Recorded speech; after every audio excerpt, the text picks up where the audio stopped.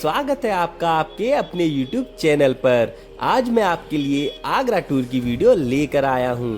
इस वीडियो में मैं आपको बताऊंगा कि आप यहां की कौन कौन सी बेस्ट प्लेसेस को विजिट कर सकते हैं, साथ ही यहां पर कितना घूमने में खर्चा आ सकता है और आप यहां पे कैसे पहुंच सकते हैं। तो चलिए बने रहिए इस वीडियो में।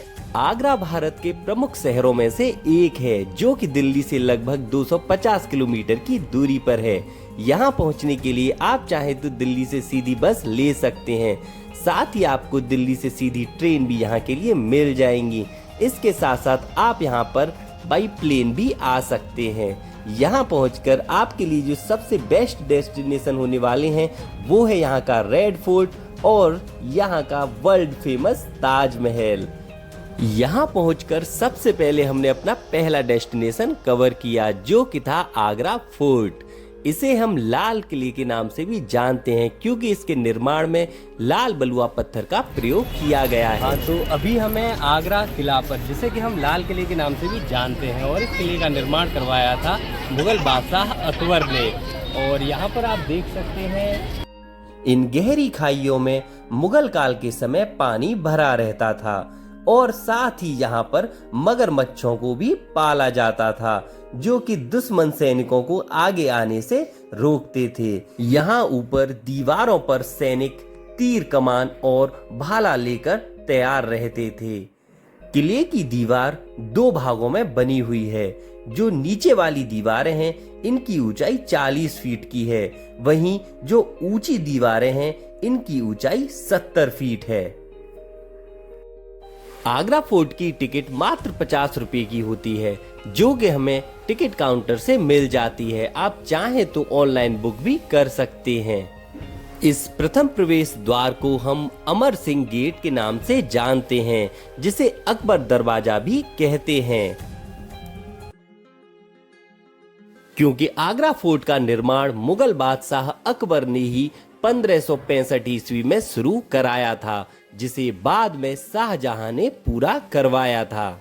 वैसे तो पूरे साल भर यहाँ पर पर्यटकों की काफी संख्या आती रहती है, लेकिन सबसे अच्छा जो समय होता है वो यहाँ पर अक्टूबर से मार्च के बीच में घूमने के लिए माना जाता है, क्योंकि इस समय यहाँ का वेदर काफी कंफर्टेबल होता है। यहाँ पर दो जगह आपकी टिकट चेक की जाती है और इसके बाद आप प्रवेश करते हैं मुख्य किले में। ऐसा बताया जाता है कि जब मुगल बादशाह अकबर यहाँ से प्रवेश करते थे तब ऊपर से दासियां उनके ऊपर पुष्प और इत्र की वर्षा किया करती थीं। इस महल में जो लाल बलुआ पत्थर का कार्य है वो मुगल बादशाह अकबर के द्वारा कराया गया था। साथ ही यहाँ पर सफेद संगमरमर का प्रयोग भी आपको देखने के लिए मिल जाएगा जो कि शाहजहां के द्वारा करवाया गया था। इसके प्रत्येक द्वार पर आपको काफी अच्छी कारीगरी और चित्रकारी देखने मिल जाएगी। महल में आगे बढ़ने पर हमें पता चलता है कि यहाँ पर घोड़ों के रहने की व्यवस्था की जाती थी, जिनमें कि ये जो आप दरवाजे देख रहे हैं यहाँ पर घोड़ों की रखवाली करने वाले लोग और सामने घोड़े रहा करते थे। ये जो पत्थर के बीच में जो आप दरारें देख रहे हैं ये असल में यहाँ पर स्पीड ब्रेकर का काम करते हैं, जो कि आगे से अगर कोई हाथी या घोड़े जो आते हैं उनको उतरने में मदद करते हैं। जब ये अभी तक हम यहाँ पर 3 गेटों से अंदर आ चुके हैं। ये 3 गेट से अगर कोई दुश्मन सेना अंदर जब आती है तो उससे कैसे बचा जाए उसके लिए यहाँ पर काफ़ी व्यवस्था की गई है। जैसे कि यहाँ पर इको साउंड की आवाज़ आती है, जो कि जब घोड़े यहाँ से चलते हुए आगे की ओर बढ़ते हैं तब उन घोड़ों की आवाज़ पूरे महल में सुनाई देती है, जिससे कि यहाँ के लोगों को पता चल जाता है कि दुश्मन हम पे हमला कर रहे हैं। और यहाँ पर ये जो दीवारें हैं इनमें आपको ऊपर की तरफ ये जो होल दिखाई दे रहे हैं, यहाँ से खोलता हुआ पानी और दूसरी तरफ से इधर साइड आप देखेंगे यहाँ से खोलता हुआ तेल नीचे गिराया जाता है। साथ ही यहाँ पर बड़े बड़े पत्थरों के ऊपर से को लुढ़काया जाता है, जो कि जिससे कि दुश्मन सेना यहीं पर गिर जाती है और ऊपर से तेल और पानी की वजह से वो पीछे हट जाती है। चलिए अब हम चलते हैं लाल किले में आगे की ओर। जब हम पूरे किले को देखकर आएंगे तब हम यहीं से एग्जिट करेंगे। Exit gate. ये सामने है जहांगीर महल, जो कि अकबर के बेटे का महल हुआ करता था। इसके बराबर में ही अकबर महल भी था, जो कि अब क्षतिग्रस्त हो गया है। अक्सर आपने आगरा किले की जितनी भी फोटोज देखी होंगी वो इसी महल की हैं। जहांगीर महल के सामने का यह क्षेत्र आर्मी के लिए रिजर्व्ड है। जहांगीर महल के सामने बने हुए ये पार्क इस महल की खूबसूरती पर चार चांद लगा देते हैं। यह है मुगल काल का बाथ टब, जी हाँ, जिसे कि जहांगीर हौज के नाम से जाना जाता है। इसकी खास बात यह है कि यह एक ही पत्थर को काट कर बनाया गया है। पहले यह अकबर महल में रखा रहता था, लेकिन जब अकबर महल क्षतिग्रस्त हो गया तब इसे यहाँ बाहर रख दिया गया, जिससे कि पर्यटक इसको देख सकें। इसी हौज में जहांगीर को बचपन में दासियों के द्वारा नहलाया जाता था।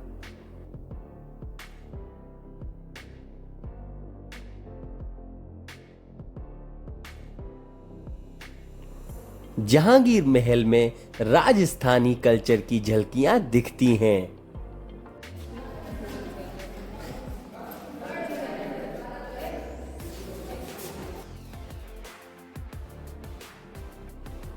महल का यह हिस्सा शयन कक्ष के रूप में प्रयोग किया जाता था, जिसमें जो सामने आप जालियां देख रहे हैं, इनके पीछे जब दासियां घुंघरू पहन के चला करती थीं, तब यहाँ पर सोने वाले व्यक्ति उठ जाया करते थे। यह कक्ष महारानी जोधाबाई के मंदिर के रूप में जाना जाता है, जिसमें कि आपको मूर्तियों की रखने की जगह भी दिख रही होगी। आइए अब हम देखते हैं मुगल कालीन वाटर कंजर्वेशन टेक्निक। जी हाँ, ये जो हौज है ये सामने से आने वाली नालियों के पानी से भर जाता है और इन नालियों में पानी महल की छतों से आता है और फिर यह पानी यहाँ से निकलकर सीधे यमुना जी में पहुँच जाता है। इतनी कुशल कारीगरी की वजह से ही यह महल आज भी सुरक्षित बने हुए हैं। दीवारों के कान होते हैं, यह कहावत अक्सर हमने सुनी है, लेकिन इस महल में यह कहावत एकदम आपको दिखाई भी दे जाएगी। यहाँ दीवारों के न सिर्फ कान हैं, बल्कि दीवारें यहाँ पर बोलती भी हैं। यहाँ आने वाले पर्यटक इस बात को ऐसे अनुभव करते हैं कि वह एक कॉर्नर पर खड़े होकर अपने साथी से जो भी बात बोलते हैं, दूसरा साथी वह बात साफ साफ सुन लेता है। और यह यहाँ के इस बनावट और यहाँ की इस स्पेशल कारीगरी का नतीजा है। आगे चलने पर हमें शाहजहानी महल देखने मिलता है, जो कि सफेद संगमरमर से बना हुआ है। हालांकि यह पहले लाल बलुआ पत्थर से ही बना हुआ था। और यहाँ से आप विश्व प्रसिद्ध सफेद संगमरमर से बनी इमारत ताजमहल को साफ साफ देख सकते हैं। इस महल को हम खास महल के नाम से जानते हैं। महल के सामने बना यह फाउंटेन इसे और भी अधिक आकर्षक बनाता है। साथ ही महल के सामने स्थित यह गार्डन एक समय पर अंगूरी बाग के नाम से जाना जाता था, क्योंकि यहाँ पर अंगूर की फसल उगाई जाती थी। कुछ लोगों का ऐसा भी मानना है कि यह खास महल ही दीवाने खास भी है। दीवाने खास वह स्थान होता है जहाँ पर राजा अपने खास लोगों के साथ विचार विमर्श किया करते हैं। महल पर लगी प्रत्येक संगमरमर पर आपको कुछ न कुछ कारीगरी जरूर दिखाई दे जाएगी। यह है शाहजहां की बड़ी बेटी जहान आरा का महल।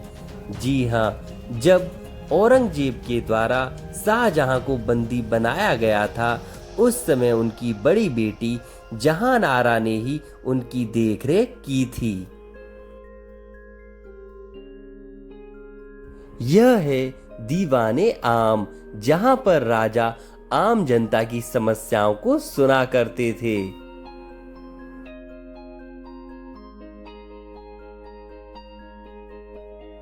किले में अभी मोती मस्जिद और शाहजहां की जेल भी देखने रह गई थी, लेकिन क्योंकि हमें ताजमहल देखने के लिए निकलना था तो फिर हम चल दिए ताजमहल की ओर। आगरा फोर्ट से ताजमहल की दूरी मात्र 3.5 किलोमीटर की है।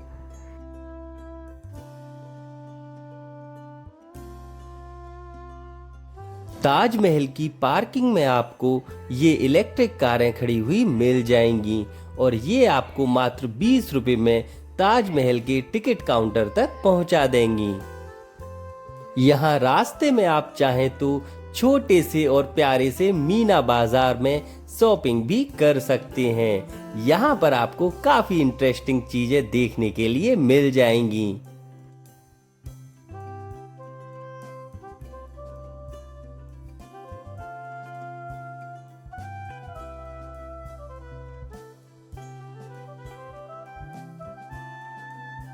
हमने ताजमहल के टिकट काउंटर तक की दूरी राजकीय उद्यान से होते हुए पैदल ही तय की थी। उद्यान से बाहर निकलते ही कई सारी शॉप देखने के लिए मिल जाती हैं, जिनमें आप चाहे तो भोजन भी कर सकते हैं। साथ ही यहाँ पर आपको ताजमहल की एंट्री टिकट भी मिल जाएगी, जो कि बिल्कुल वैलिड होती है। हम भी एक ऐसी ही शॉप पर जाकर बैठ गए और हम जो अपना खाना साथ लाए थे उसे ही यहाँ पर हमने खा लिया। इसके बाद हमने यहाँ से टिकट ली और यहाँ से आपको ताजमहल की एंट्री टिकट 50 रुपए में ही मिल जाती है। 50 रुपए में जो टिकट मिलती है उससे आप सिर्फ ताजमहल के लॉन और गार्डन्स में घूम सकते हैं, लेकिन अगर आप ताजमहल के अंदर जाना चाहते हैं तब आपको 200 रुपए की एक टिकट अलग से लेनी पड़ेगी। हमने 50 रुपए वाली टिकट ही ली थी और इसके बाद हम अपनी सिक्योरिटी चेकिंग कराते हुए आगे बढ़ने लगे।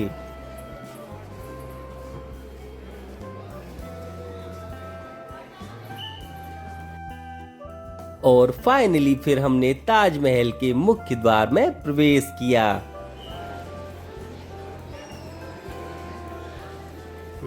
इसे ताजमहल का पश्चिमी प्रवेश द्वार कहा जाता है और एग्जिट करते समय भी आपको यहाँ पर टोकन और टिकट दिखाकर ही एग्जिट कराया जाता है।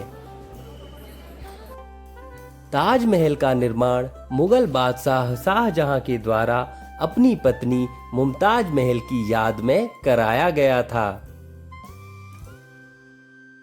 मुमताज महल की मृत्यु सन 1631 ईस्वी में हुई थी और सन 1632 ईस्वी से शाहजहां ने ताजमहल के निर्माण का कार्य शुरू करा दिया था। ताजमहल न सिर्फ भारत के बल्कि पूरे विश्व के प्रमुख पर्यटन स्थलों में से एक है। ताजमहल की कुछ रोचक जानकारियां आपको ताज संग्रहालय में देखने मिल जाएंगी, जो कि सुबह 9 बजे से शाम 5 बजे तक खुला रहता है। ताजमहल में स्थित 16 गार्डन और 53 फुब्बारे यहाँ की इस कहानी को बयां करते हैं कि ताजमहल का निर्माण सन 1653 ईस्वी में पूर्ण हुआ था।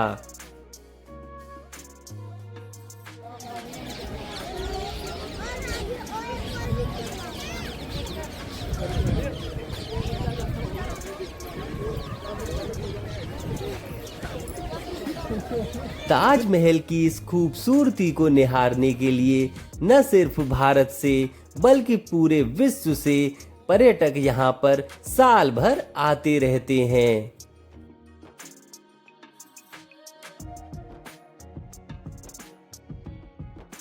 ताजमहल के पास जाकर आप कहीं पर भी और कैसे भी समय पर फोटो क्लिक करें, आपको बेहतरीन फोटो ही दिखाई देंगे। लेकिन फिर भी सनराइज और सनसेट की जो खूबसूरती होती है उसके तो क्या ही कहने।